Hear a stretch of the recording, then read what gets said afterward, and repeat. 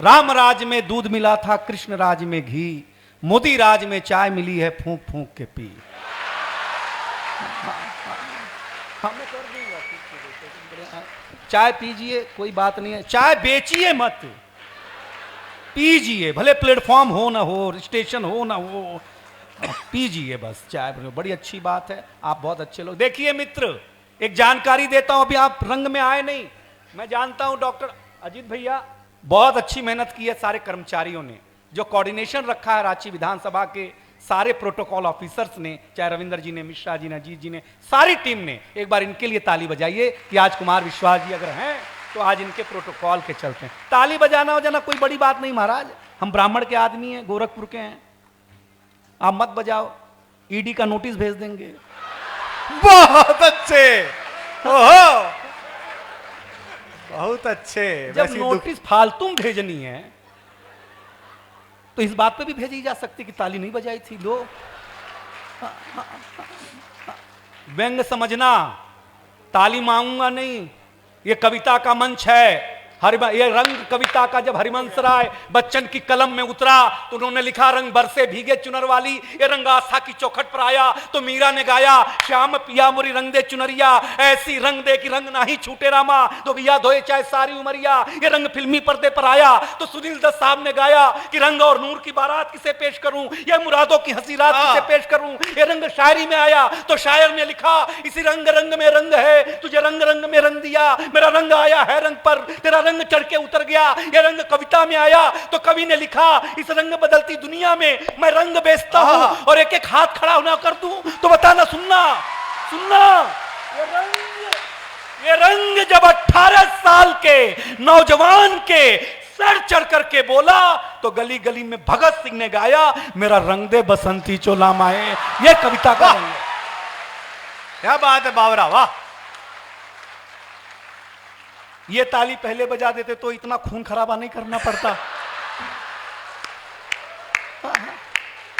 आपकी आदत पड़ी है। मतलब मैं खासकर बीजेपी वालों का बहुत भाग्यशाली मानता हूं, भक्त हूं उनका, अंध नहीं। हाँ, भक्त हूं मैं। हाँ अच्छा, इन्होंने मेरे अंदर इतनी देशभक्ति भर दी कि मैं स्टेपलर में पिन भी भरूं तो ऐसा लगता है AK-47 में रिवॉल्वर गोली भर रहा हूं भाई। अरे जिंदाबाद, क्या भरी हो गई, कमाल की भरी है आपने यार देशभक्ति। हाँ सही बात, क्या भरी है आपने देशभक्ति मेरे अंदर, बहुत अच्छा। देखिए एक कहानी सुनाता हूं, सुन के बताइएगा। सूरदास जी जगन्नाथपुरी के दर्शन करने गए, जब जगन्नाथपुरी में कृष्ण विराजित हुए और जा करके, आओ यही दुनिया है, इस उम्र में बाप बेटे का पकड़ा है, भगवान करे जब बाप बूढ़ा हो तो बेटा भी ऐसे ही हाथ पकड़ करके उसे लेके जाए। भाई साहब बहुत अच्छा। सुनना अध्यक्ष महोदय, सुनाता हूं कि व्यंग क्या है और कवि कुल के खानदान में होने के नाते कितना गर्व महसूस करता हूं कि हम कुमार विश्वास जी के इस कुनबे में हैं। जब गए, मिश्रा जी सुनिएगा बड़े मन के साथ, मैंने पहले रविंदर जी का फोन आया कि कवि सम्मेलन करना है, हाँ 1.5 घंटे में मिश्रा जी का आ गया।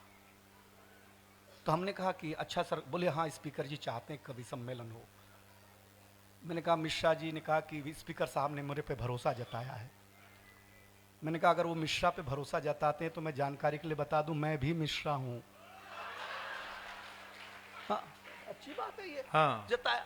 कृष्ण भगवान के दर्शन के लिए जगन्नाथपुरी के जब सूरदास गए तो कृष्ण को मस्ती सूझी।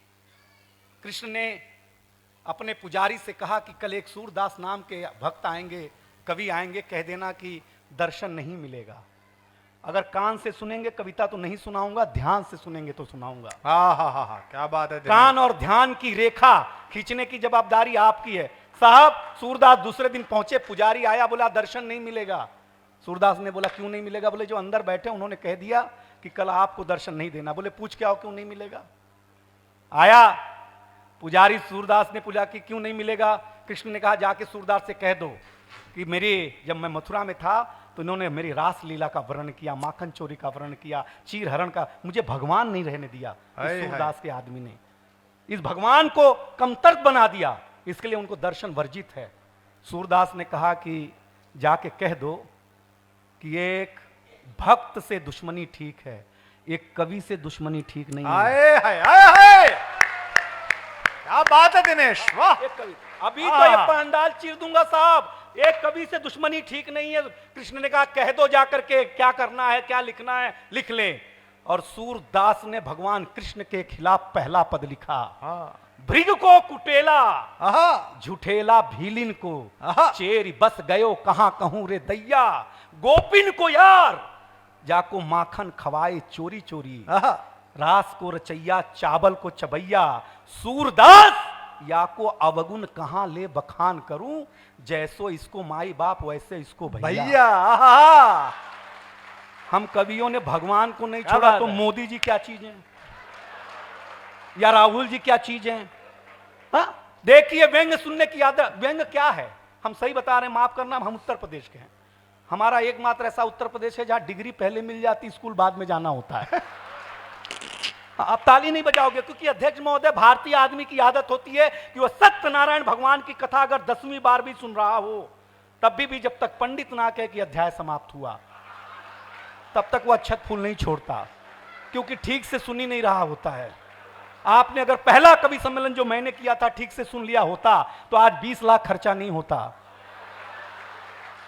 वही समझ गए होते। तो मैं बताया करूंगा कि अध्याय कहां समाप्त हुआ, वहीं ताली ठोकना। पहली टिप्पणी, हम पुरुष लोग स्वच्छता में भरोसा रखते हैं। अच्छा, स्वच्छता में महिलाएं बिल्कुल नहीं रखती।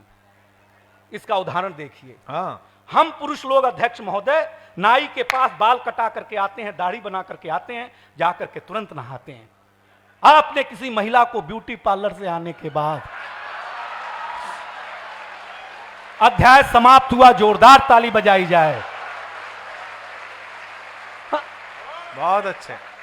अगर मुंह धोते हुए भी देखा हो, हम बताएं गुप्ता सर आपको ईमानदारी से, हम उत्तर प्रदेश में थे तो हमारे दादाजी खेत में काम कर रहे थे, अच्छा, तो एक मंत्री जी पहुंचे। वो उधर बैठे हैं कृषि मंत्री, हो रहे उधर, हाँ पहुंचे, वो मालूम नहीं। वो इधर बैठे हैं उधर। हाँ, हाँ, नहीं आप सुन लीजिए सर। हाँ, हाँ। ये यहाँ के लिए नहीं, हमारे उत्तर प्रदेश के लिए है। योगी जी का मैं दीवाना हूं। अगर वो आम के बाग के बगल से गुजरते हैं ना तो जो हरा आम होता है वो भगवा होने लगता है।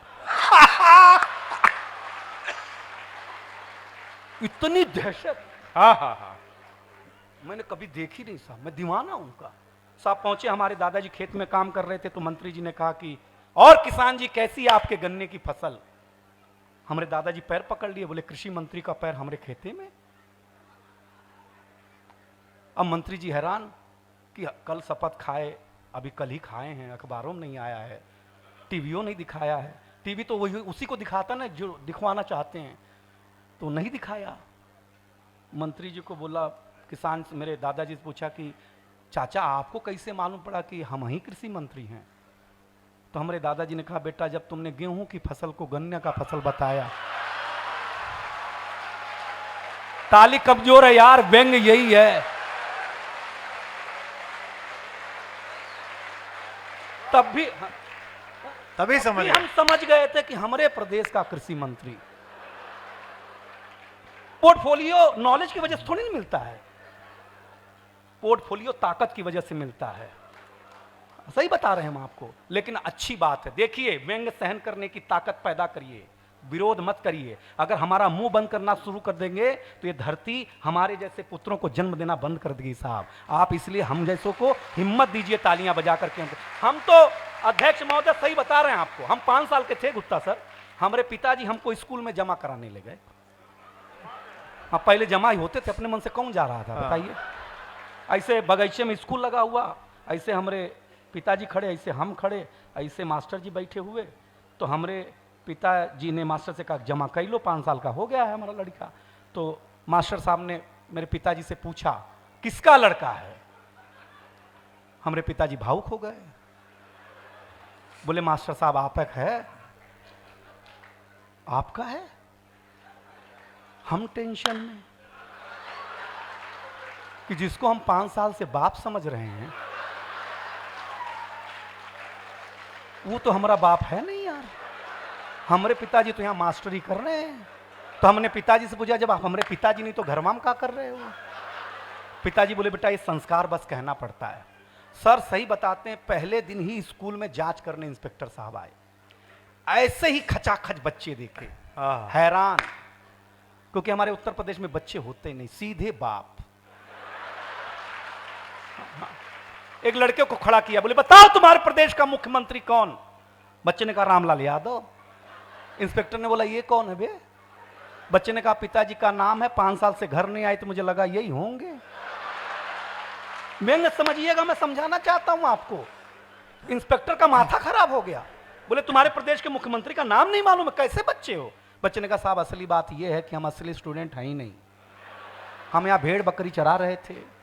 मास्टर जी आए, बोले क्लासरूम में बैठ जाओ, शाम को 10-10 रुपया मिलेगा। अब ये बताओ तुम दोगे कि कोई और देगा? अध्यक्ष महोदय पगला गया, उसने मास्टर को डांटना शुरू किया, क्या करते हो, बच्चे असली नहीं है। मास्टर ने कहा देखो साहब असली तो हम खुद ही नहीं है, असली हमारे पिताजी हैं, वो मुकदमा लड़ने गए हैं। उन्होंने बोला जा संभाल दे स्कूल, आज एक इंस्पेक्टर आने वाला है, हम संभालने के चक्कर में पहली बार फंसे हैं। सर इंस्पेक्टर का माथा भन्ना आ गया, वो हेडमास्टर की कैबिन में गया, बोला सरकार इस बात की तनख्वाह देती है आपको? बच्चे असली नहीं, मास्टर असली नहीं। हेडमास्टर साहब ने 10,000 की गड्डी निकाली, इंस्पेक्टर के हाथ पे रखी, बोला देखो साहब असली तो हम भी नहीं हैं, असली हमारे बड़े भैया हैं, वो खेत में काम कर रहे हैं। उन्होंने कहा कि इंस्पेक्टर साहब आएंगे, उनके हाथ में 10,000 की कड़कड़ाती नोट रखना, बिना कुछ बोले सारी फाइलों पे साइन करके निकल जाएंगे। झारखंड विधानसभा अगर इस व्यंग को सुन ली और सराह दी तो अच्छा लगेगा। इंस्पेक्टर साहब ने 10,000 रुपया लिया और बोला देखो ये तो मैं था कि जो 10,000 में मान गया, कहीं असली वाले साहब आते